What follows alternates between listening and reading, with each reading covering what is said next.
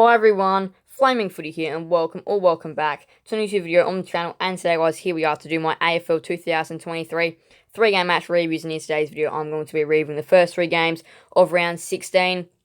And those games are Brisbane vs Richmond, Sydney vs Geelong and Adelaide vs North Melbourne. But how great is it?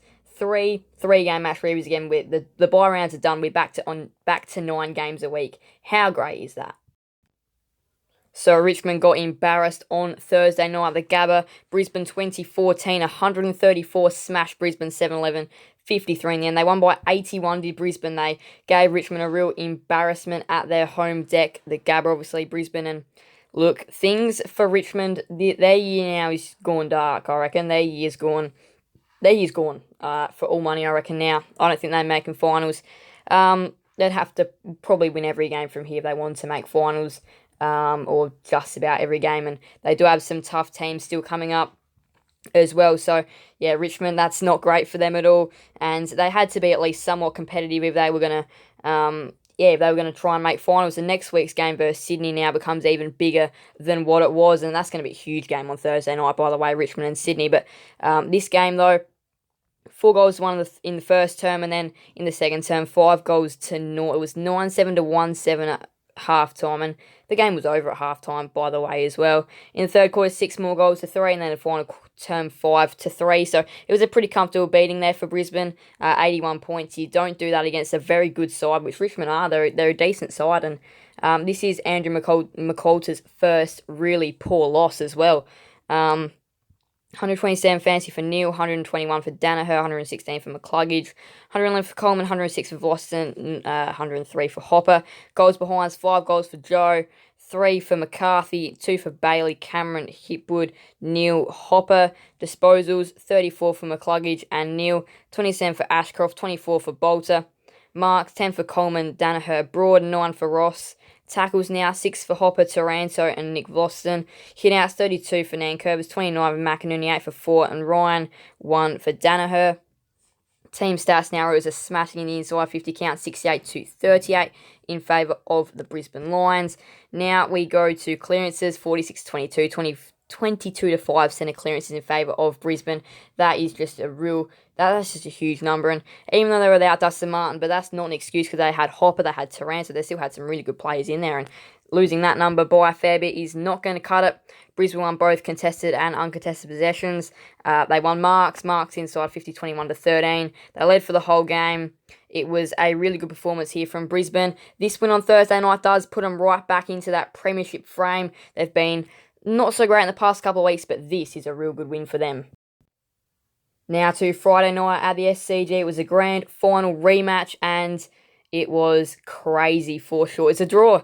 Sydney 6-18-54, Geelong 7-12-54. It was a draw, if you can believe that. Low scoring, it was a draw, and wow, what a game this one was.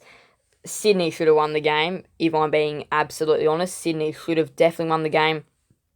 They should have won it by probably 40, in all honesty. That they should have smashed the Cats. They were the much better side, and they just missed all their shots. If they had like Robbie Fox had a chance to win the game late, they had so many easy chances throughout the whole contest to win. So yeah, they were pretty disappointed with their accuracy, and against a side like Geelong, they could have taken 4 points. They only took 2 in the end. They could have easily taken the 4 points, and this draw could mess up, especially when you know, and everybody knows they were meant to win this game. Right from the outset, they were the better team, and even though the Cats had the better first term, but in the second term, 4-12 to 4-4 at halftime, it was all Sydney. Third term, probably Geelong were the better team. Final term, Geelong led for most of it, and both sides kicked the 1 goal, but both sides had chances. Like Geelong kicked 1 goal 4, Sydney kicked 1 goal 3. So both teams had their chances to win it in the last quarter. So it was just who was going to take the opportunity, and nobody did. 128 fancy for Golden, 107 for Parker, 105 for Stewart. Goals behind, 2 goals for Campbell and McDonald, as well as Hawkins and Henry. Disposals, 29 for Blakey, 28 for Tui, 27 for Parker and Myers.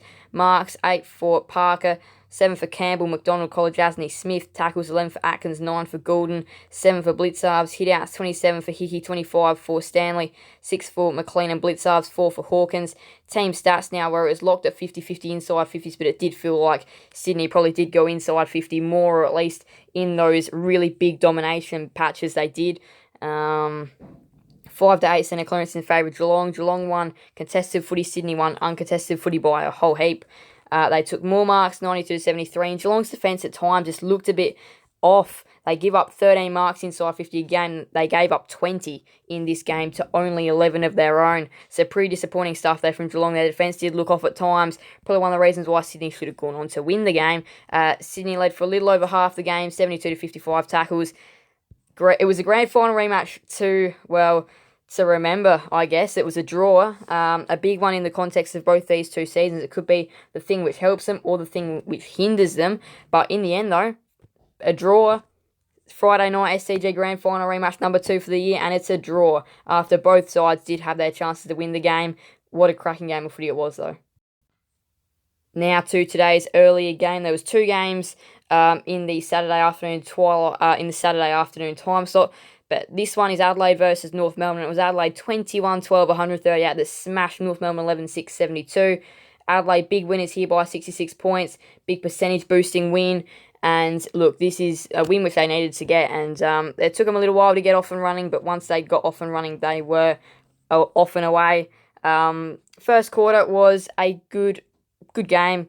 Crows and North both fought it out evenly early before the Crows got the jump skip at the end of the term. North started to fight back at the start of the second quarter and came back again within single digits, but then Adelaide again at the end of the quarter just burst off. And then from there, they were off and running. North had 8 goals to half-time. They kicked 3 for the rest of the game. Adelaide had 12 goals by half-time. They kicked 9 for the rest of the game. And since after half-time, it was pretty much it was just one-way traffic with Adelaide, just getting everything easily, and in the end, putting a really big number on North Melbourne. And Jordan Dawson, 136 fantasy. He was the best on ground, but Riley O'Brien, I tell you what, he had to have a career best game. He was insane. 133 fantasy, 2 goals, 15 disposals, 4 marks, 5 tackles, 52 hitouts, disposal efficiency of 87. He was taking marks everywhere as well. And yeah, he looked good in front of goal as well. He was just really good, and his running was great as well. Keys, 132 fantasy, 119 for Hinge, 112 for Sloan, 106 for Sheasel, 104 for Scott, 100 for Rochelle, and 95 for Rankin. Goals behinds now. 5 goals straight for Rankin, who had a great game. 4 goals Fogarty, 3 goals Walker and Larkey, 2 goals for Keys, O'Brien, Thomas, Pedler, Thilthorpe, and Stevenson. But yes, once Walker did get off and going as well, it took him a little while to get on, but he did end up going off, going really well, should I say. 31 disposal for Sheasel, 30 for Stone, 29 for Keys, 28 for Dawson, 26 for Hinge. Marks now 10 for Hinge, 9 for Logue, 8 for Dawson and Tucker. Tackles 8 for Dawson, 7 for Jones, Keys, Rochelle, and Wardlaw. Hitouts 52 for O'Brien, 20 for Goldie, 16 for Callum Coleman Jones, 4 for Thilthorpe, 3 for Walker, 1 for Greenwood and Larkey. Team stats now where Adelaide went inside 50 way more times than North, 64-47. It was better though for North a couple of weeks ago versus the Dogs. They went inside 50 36 times, so that is an improvement.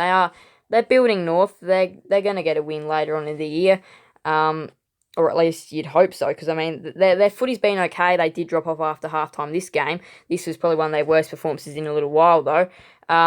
Crows won in clearances 46-36. 32-18 stoppage. Clearances to Crows won in North, won in centre clearances though. 144-135 contested possessions. The Crows won that. They won uncontested footy as well. They won in marks. Marks inside 50 was a bit easy at the end, 21-5. And then, they did lead for pretty much the whole game, did Adelaide. Laid way more tackles, 81-52. And in the end, were the better of the sides. Look, it's tough to play Adelaide at the Adelaide Oval, for sure. North did have a tough trip. Despite them on their run getting better, this one wasn't great. But Adelaide is so good at the Adelaide Oval, and they win this one by 66. Alright, so also at the Saturday afternoon time slot, it was the Dogs that defeated Freo by 29, which there'll be more on that game in tomorrow's 3-game match reviews, so make sure to subscribe so you see that. Also in tomorrow's 3-game match reviews will be this one, Gold Coast and Collingwood. Don't think it's going to be a great game anymore. It is Collingwood smashing Gold Coast by 62. It's a sold-out game at Heritage Bank Stadium, and all Suns fans that went would be very disappointed so far. 10. Gold Coast split up in a half, and Collingwood are on 72, showing why they are the premiership favourites. That should be a huge win going up there for Collingwood. And then Essendon and Port play on a huge Saturday night clash at the MCG. That's going to be a big game. Should be a good one as well. We turn our attention to Sunday, a big rivalry, Hawthorn and Carlton going on at the MCG. Melbourne's annual Alice Springs game against the Giants in the Channel 7 time slot. And then to end off the round, it is West Coast and St Kilda at Optus Stadium. Now, next round, as I did say, we're not going to look too far ahead, but that one is a big one. Richmond, Sydney on the Thursday night. Dogs, Collingwood on the Friday night. Could be a good one. Brisbane and West Coast first game Saturday. Giants, Hawks, Saints, D's. That's probably going to be a big game as well. Port Suns, Geelong North, Essendon and Adelaide, huge game. That one then Freo Carlton. So some big games in round 17. And as the ladder currently stands, if Collingwood win, they'll get even more percent. They'll go up 6%. Even though Gold Coast won't score 10 for the whole game, you wouldn't think. But yeah, it looks just be getting bigger and bigger and bigger for Collingwood. But with the live ladder on, this is what the ladder looks like. Gold Coast got a lot of percent last week. They'll be losing a lot of that this week, you'd be thinking. And big missed opportunity there for the Dockers earlier today as well. The Suns, you'd think, will probably drop down below the Dockers should they continue to lose more percent. And Adelaide gained percentage today. But that's going to wrap up today's 3-game match reviews. Great that we're going to be having the full 3-game match reviews for the year now. But anyway, though, it was probably the craziest first 3 games we've had. 2 rounds. It was the Lions by 81. Grand final rematch draw, Crows by 66. Thank you guys so much for watching. Please do make sure to leave a like and subscribe and hit that notification bell. Send you guys never miss another video on the channel. Thank you guys so much. Bye everyone. Flaming Footy out.